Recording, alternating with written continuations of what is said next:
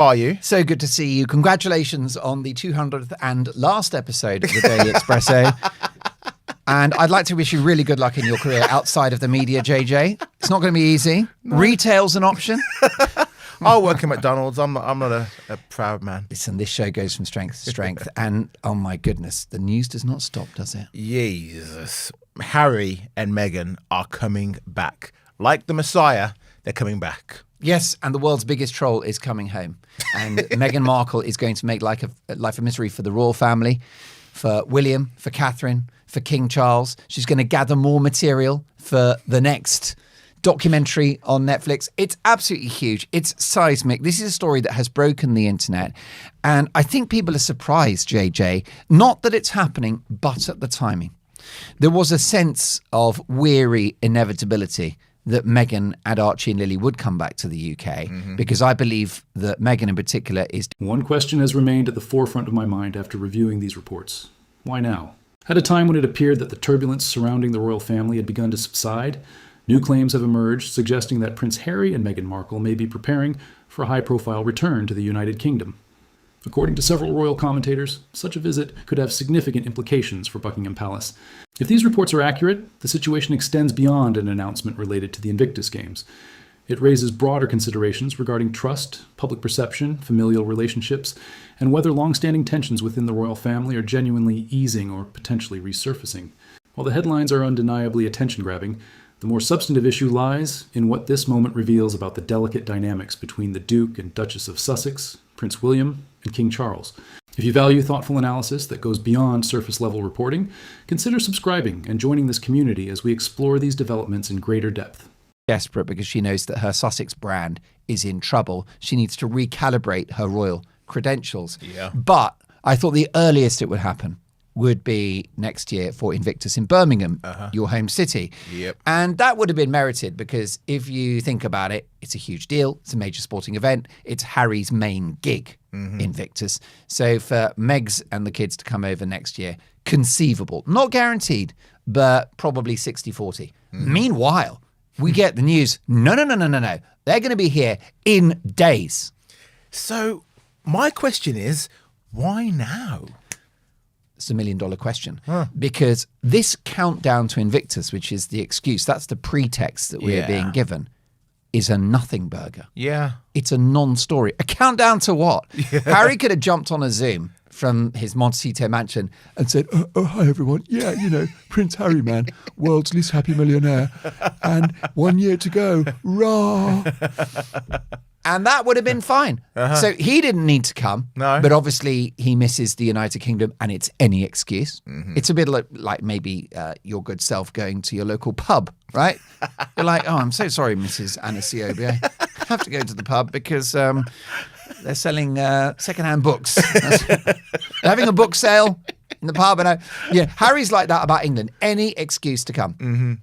And that's absolutely, the thing. But for Meghan, Harry, and the kids to come together is a statement, okay? The Invictus countdown is an excuse. By the way, that's a countdown to nothing because Invictus is in real trouble for 3 reasons. The veterans aren't happy because it's become about Harry and Meghan, and they feel that they've toxified the charity in exactly the way that Sophie Chandauka feels that Harry and Meghan toxified Sentibale. Yeah. Second issue you've got, as with Sentibale, concerns about sponsorship for Invictus, with Boeing, for example, pulling their support for the event next year. And then, of course, the issue of the cost of Invictus. It's a great event, and I salute the heroes that participate, but it's over $100,000 per competitor to put it on. Now, it's a charity endeavor. And as we talked about before, maybe you could buy some wheelchairs and a little bit of physiotherapy for people that need it. Adapt people's homes. All of that. And also, those issues. But the bottom line is that, therefore, it ain't about the countdown to Invictus. It is about laying out a plan for a return to the royal inner circle. It's a statement of intent. It is messaging. It is a bold move. It's a flex. It's a reassertion of Harry's royal credentials, which we saw during his unhinged interview with ITV News on Ukraine, in which he was dressed as a burglar for some reason, and I don't know why, in a beanie hat, like a criminal, like an actual criminal man, dressed for crime. Yeah, I'm very much a frontline serving royal now, and very much a member of the royal family, and I'm going to do these fake royal trips all the time.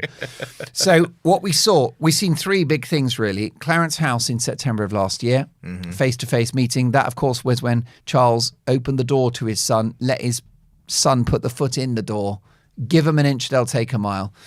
Then you've got the Ukraine visit, the tearing up of the deal with the Queen by saying, I'm a royal, which was not the agreement with the late Queen Elizabeth. And now, next couple of weeks, we're looking at, I think that somewhere around the 10th of July is when we're going to have this Invictus announcement. It will happen in Birmingham. So they will likely fly in a few days beforehand. It's my understanding they'll be here for about a week. And it's going to be about saying Megxit has been reversed, right? This is a betrayal of Megxit. This is the shredding of that agreement. It's over. It's done. And what you're looking at now is exactly what the Queen did not want, which is Harry and Meghan half in, half out. Yeah. Well, my other question to you, Marky Mark, is does this mean that his security requests have been met? Because all he's been banging on about is how unsafe it is for him to be in this country with his wife and his kids, and he won't bring them back until he's got all the bells and whistles, the blue lights, armed officers. He wants access to the intelligence. MI5 have got to tell him what's going down. So has that all been met then? That's all good? Well, it's a brilliant question. I know it's a brilliant question. It's kind of what I do for a living. And the truth is, we don't know, so let's make it up. Oh, yeah, security. I've spoken to a policeman about it. He's called PC Plod. Bobby Plod. And Bobby said, Big Bobby Plod said, there's been a deal. No, yeah, we don't know. We don't know. And that is the issue, is are they going to come to the UK without that armed royal protection? In which case they're going to have to eat their words. And it will demonstrate just how desperate they are to save their brand, that they're willing to dodge bullets and, duck out of the way of terrorists and explosions and all the other threats against them. By the way, I've heard Harry's stalker, though. Apparently, she's had enough. She's done. Yeah. Well, Harry has an alleged stalker, but I've heard she's just sick of him. She said... I spoke in confidence to Harry Stalker. She said, if I see one more photograph of that numpty, even the stalker's checked out. She's done. She's called time. Like, thanks, but no thanks. I want to get on with my life. I want to think about that man. But it's very interesting that we don't know what the story is with the security. And if they don't have it, I think that's really embarrassing because of all the statements they've made. And he's spent how many hundreds of thousands of pounds on lawyers going to court for him. So he's going to come to the country and be like, okay, I haven't got what I asked for, but don't worry, I'm going to come anyway with the wife and kids.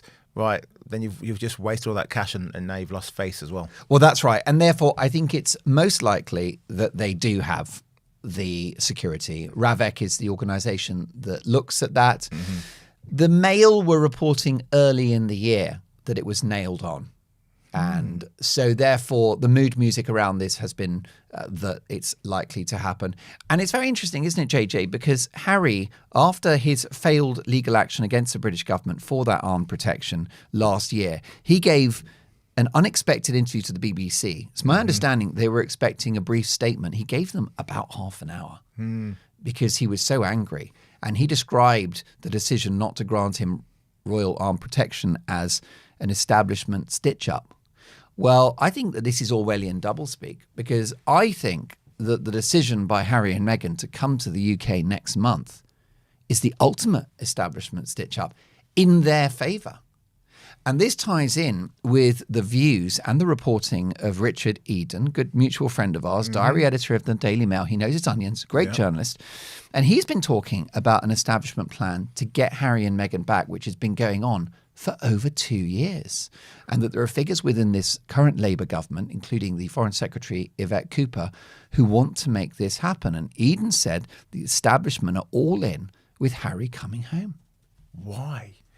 Why do they want him back? It's a great question. I mean, that's the imponderable, and you have to wonder whether it comes from Charles, Charles is an older man. He's 77. He's still battling cancer. Now, it's my understanding that that cancer journey is going well, that he'll never be cured, but he's responding better to treatment than was even anticipated. So that's fantastic news. Yeah. But notwithstanding, it could well be that the boss, which is what Charles is, he's the head of the firm, he's the monarch of this country and the head of state. And he's decided, do you know something? Life is too short. We got a glimpse of it from the book Spare when Harry quoted his father speaking to the boys, William and Harry, saying, can you two please not make my final days a misery? Yeah. So it could be that the establishment have taken the lead from the king to broker peace, that life's too short. The other issue, JJ, and we've talked about it, haven't we, is that I believe that Harry and Meghan have been leveraging access to Archie and Lily as a way of getting back in, because, of course, Charles wants to see his grandkids. He hasn't seen them since June 2022. Correct. So these kids don't know their grandfather at all. He'll just be a stranger to them.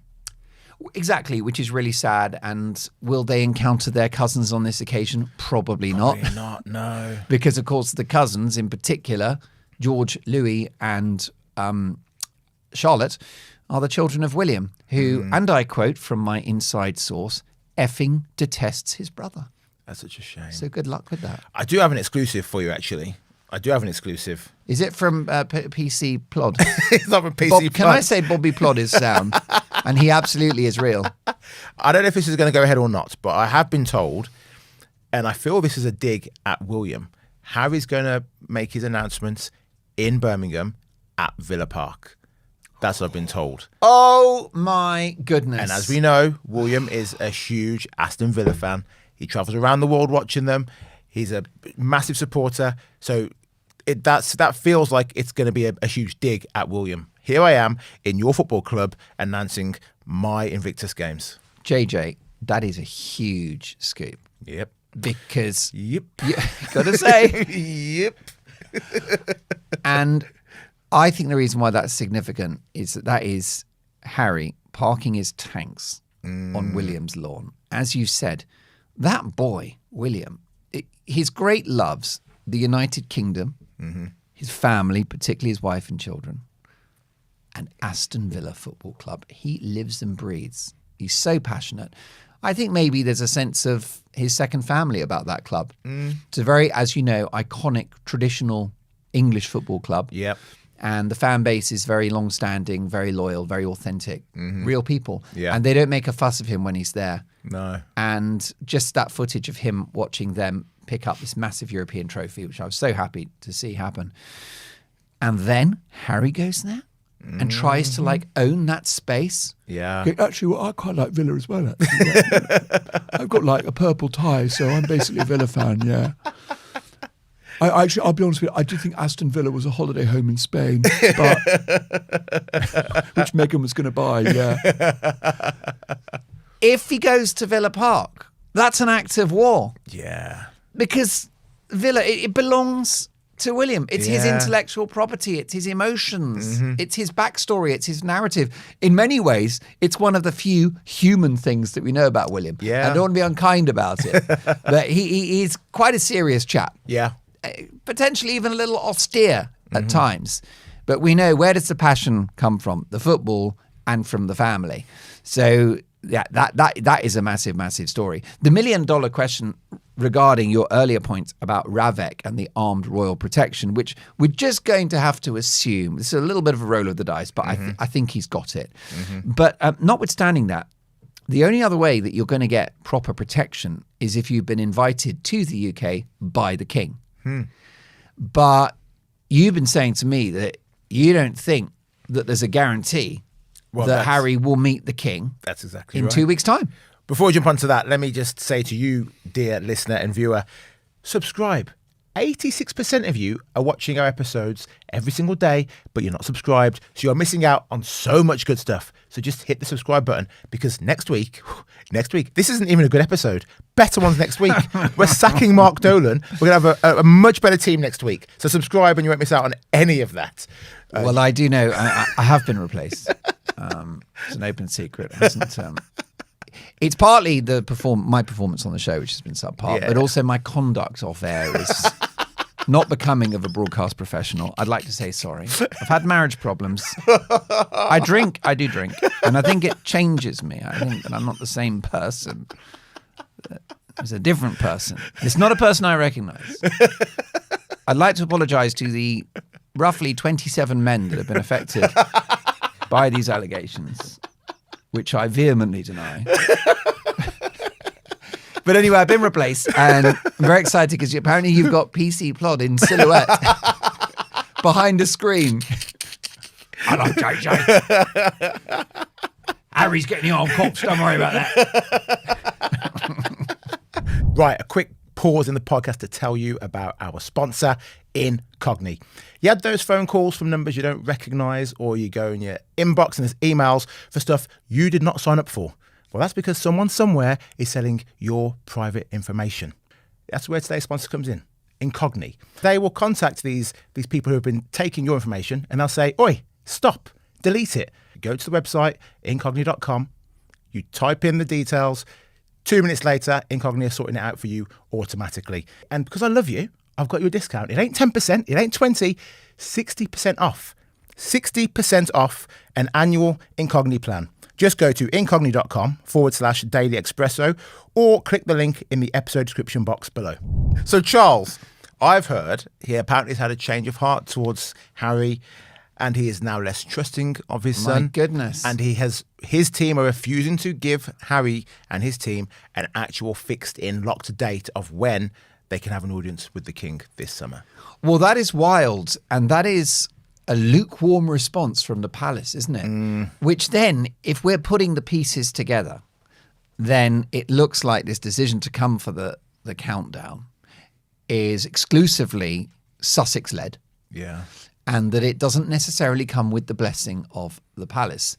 That said, you can detect a sort of emollient softening of relations between the palace and Harry and Meghan, I think, because first of all, Harry was granted the Clarence House face-to-face summit last year. There's also this character, Theo Rycroft, who is King Charles's right-hand man, kind of chief of staff type person. And Rycroft is very keen to engineer peace. He's a lifelong diplomat. He's a very, very nice man, a very accomplished man.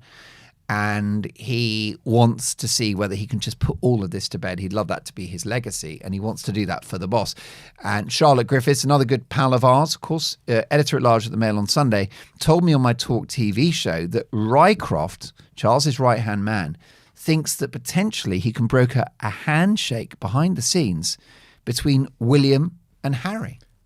Now, do you see that happening? No, I think Rycroft's been drinking again. He's been drinking more than you've been drinking, mate. Good Lord. There's no way William and Harry are going to reconcile this year. I think in the future, perhaps, but certainly not anytime soon. Well, I don't think it's possible as long as Harry and Meghan remain husband and wife. And I don't wish to cause a marriage to end. But I'm just going to put it out there. The inconvenient truth is that as long as they are married, there will never be full trust between the palace and the Sussexes. And there will certainly never be full trust between the Waleses and the Sussexes. I do think that if they were to divorce, let's just say 5-10 years from now, Harry can come back to England and go, look, horrible, I'm so sorry. Yeah. I'll be honest, Meghan got in my head and poisoned me against all of you. I think at that point you do have a chance because Harry can go and have a beer with his brother and it's not going to end up in a book or on a podcast. Yeah. But as long as Meghan is around, anything that happens goes back to her and she weaponizes it. And the perfect example of that was the Oprah interview, and it was Harry's encounter with his family about what the unborn Archie might look like, which is the conversation all families have had throughout history, by the way. Yeah. And when you and I have a baby, there'll be a great discussion. And I'm told the science is nearly there. And what a beast of a journalist that baby will be. Are you kidding? You and me mixed. For God's sakes. But what happened is that it was Harry that had a chat with the family where they just sort of said, oh, I wonder, you know, who the baby's going to take after, what the baby's going to look like. And he goes back to Meghan, and it's only when he tells Meghan that it becomes a story. Yeah. So can you imagine all of the perceived microaggressions that Harry may experience, which he'll tell Meghan about this July, if they do spend time with the royal family? If Meghan is in the company of the king, will she be taking a note of his body language. He was rude to her. He turned his back to her. Camilla said something, racist, or Catherine made me cry again. Yeah. I mean, it just opens the whole can of worms. I do feel, and I like Harry and Meghan, I do, even though our viewers are not fans of them at all. Monday, I said that I felt sorry for Harry. The comments on YouTube, they were not happy with that at all. Wake up, JJ. Read the room. Why'd you feel sorry for him? He's pulled the... Anyways, I do think that Harry has held King Charles and the palace to ransom. Because if King Charles has not agreed already to a date, Harry knows if he comes to open Invictus, start the countdown, it looks extremely bad that he's come to England and the king, who has some time in his hands, has refused to see him. That only makes King Charles look bad. Your estranged son is in the country launching a charity again, and you are not going to see him. So I think King Charles and the palace are being held to ransom. They're being forced into having to see Harry. Even if it's just a 20-minute cup of tea with him, they're going to have to see him. William, That's perhaps not. Fascinating. Charles, sure. That's fascinating. So whilst we've talked about the couple, in my view, weaponizing access to Archie and Lily, you're saying that now they're weaponizing Invictus and this charitable event and the fact that he's in the UK with the whole family. Well, that's a brutal assessment, and you can't rule it out given past behavior, because the way that we analyze human beings is to look at patterns of behavior. And if there's an allegation against someone which is in isolation, and there have been no such examples before or since, you have to wonder. That's where you need a bit of scrutiny. Yeah. But if you've got the likes of the Sussexes who have a modus operandi, they have a pattern, then you can see that that is going to be repeated.